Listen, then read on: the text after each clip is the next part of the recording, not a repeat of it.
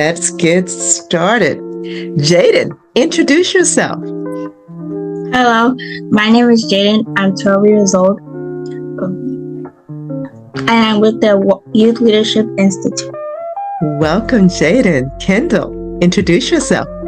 Hi, my name is Kendall. I'm 12 years old, and I'm with the Youth Leadership Institute. Wonderful. Welcome, Kendall. Chrisette, introduce yourself.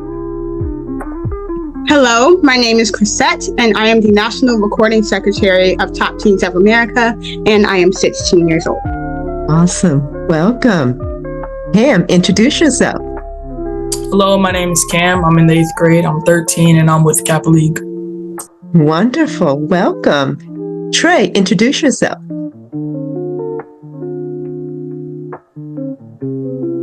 Hello, I'm Trey. I'm 17.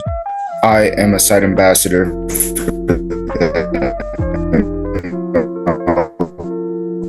Awesome. Awesome. Thank you. Trey, your mic is going in and out on us. Trey, do me one favor, just momentarily. Go backstage and we're going to have our folks to help you with your mic and bring you back. But everyone, this is Trey from College Bound. Welcome, Trey. Kerrigan, introduce yourself. Hello, my name is Kerrigan. I'm 11 years old and I'm with the Youth Leadership Institute. Welcome. Devereaux, introduce yourself. My name is Devereaux. I'm 17 years old and I'm a senior. I'm a member of the Jack and Jill Montgomery County, Maryland chapter. Wonderful, wonderful, wonderful. I am so glad that you guys are here. And you're closing us out with a very important topic, and that is education. Because even as a voter who has gone through all of the grades that each one of you are in and beyond, I know how important education is to me. So right now, I like to know, how important is education to you? How important is it to you, Devereaux? Education is really important to me because I think that it shapes how we understand the world and it gives us the tools to grow intellectually. I think that it's not only about passing tests or learning facts, it's about developing critical thinking and understanding different perspectives. For me personally, education provides foundation for exploring my passions like biology and history, and it just allows me to stay curious and connect to the present. I love that. We each have different learning styles. And so how important is it with regards to how you learn that the teachers caters to each of the different learning styles? How important is that? How they do it is a whole different question, but how important is that, Jaden? It's very important for teachers to cater to each learning style so everyone has a chance to earn education and understand the content and be able to apply it to their life. I love that. Thank you so much. Cam, did you have something to say about that? Yeah, I just wanted to add on, and I think it's paramount that the teachers cater to their students' different intellectual capabilities, whether that be an ability or a disability.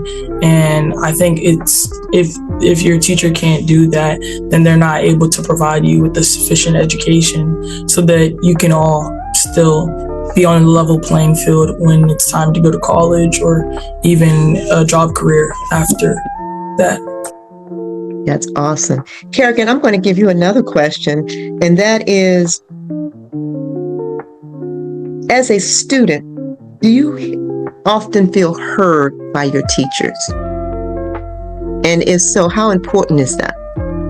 I feel like it's very important to be heard by your teachers because many students go through things, whether it's in school or out of school, at home or not. And I think that teachers should be open to listen to your problems. And also to the first question, I think education is really important and all teachers should be open to teaching every learning style. And we need a leader that makes it a priority to fix issues in the educational system. I love it. I love it. You know, we talk about learning styles. We talked about making sure that we're heard in the classroom. You know, we also have to talk about the tools that we're given to learn, such as books and other types of technology. Do you think that our educational system should insist that we're given all of the tools, all of the books to make sure that we see ourselves as part of this whole learning experience so that we can also aspire to do whatever we can think of in terms of what our future holds for us. Cam. Yes, absolutely.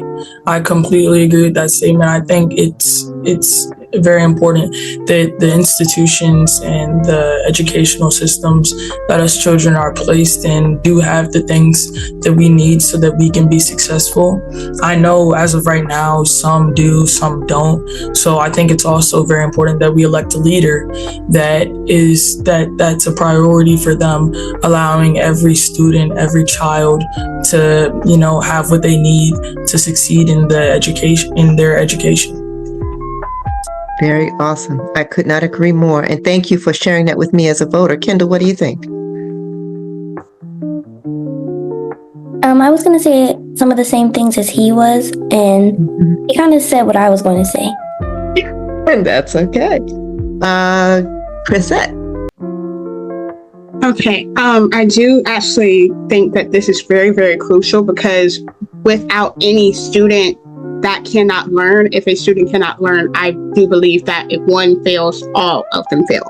I do not believe in there will be a few, I do not believe in a few succeeding and then the majority not succeeding. I do not believe in the majority succeeding and the minority not succeeding. I believe that everyone should be brought up and everyone should be accommodated, especially as someone that is hard of hearing. I do actually advocate for myself, and every single year I send an email to my teachers to let them know of my accommodations and let them know what to do. That way there is no loss of communication, and that way there is also absolutely no excuse for any teacher or anyone to be confused about what my accommodations are. I absolutely love that. How many of you all think that the conversation starts and stops with your teacher? How many of you believe that? Who else can help with this process? What do you think? Cam. I think in addition to just talking to your teacher, I think it's good to talk to maybe a counselor or something like that, because if you talk to them and then they talk to the teacher, it's like an adult to adult conversation. So, because I know sometimes students may not be taken as seriously as they should be. So I think if you talk to another adult and then that adult talks to the teacher, or whether that be your parent, a counselor, or even a higher up administrator, I think that's a very easy and direct way to get with you. How many of you think that the school board has any impact over some of the things that go on in the education system? Yeah. How many folks think that the school board is governed by county laws and regulations when it comes to education?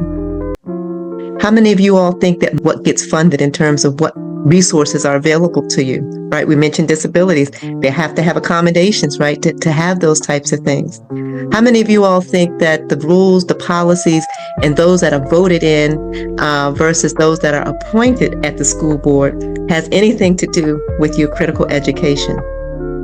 Same thing, we talked about safety and bullying. It may not be the school board, but I can bet your bottom dollar that it is those elected officials or appointed officials that will make sure that we're safe, that there are rules and everything that's in place to help from bullying.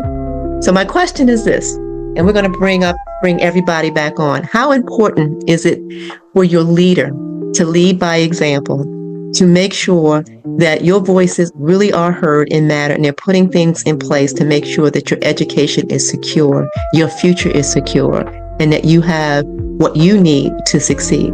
What are your thoughts about that? Kendall. My thoughts are that this is really important, because if one of your leaders or somebody that you look up to is promoting things like this, they're going to listen to you and help speak up more. And that can really change, that can make a really big impact on that person and whatever topic they're discussing. I love that. I love that. Chrisette. I do want to say, for all leaders, whether or not you are in the education field, you are essentially molding the future.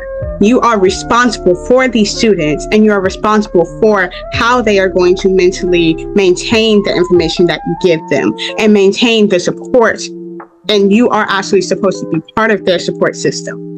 You have a direct impact on these kids. I do have certain teachers that I still remember every single word that they have said, and it has had a direct impact on me. And I know that without that, I would not be here. So please remember that you are molding the future. What future do you want your kids to see? Whether or not you do actually have your own personal kids, or these are your students, or these are your actual kids, or your cousins, or your nieces, or your nephews. What future do you want to see? Love that. I love that. I love everything that you guys have said. Thank you so much. I want you to stay with me. I want to invite all of our youth leaders to join you on stage as we get ready for what we're going to call the call to action. As they come up, turn their cameras on, I want to invite Ms. Andrea back and to see if there are any questions or comments in the chat. And then we're going to go through the call to action. So be prepared for that. All right, thank you so much. Yes, there were a number of questions that addressed whether or not there is concern that school loan debt will affect their aspirations to become their political aspirations. So that's something for you young people to think about. But most of the comments address that you all are doing, again, a wonderful job. We appreciate your wisdom, and we're certainly learning from you and listening to you. So thank you. Thank you so much.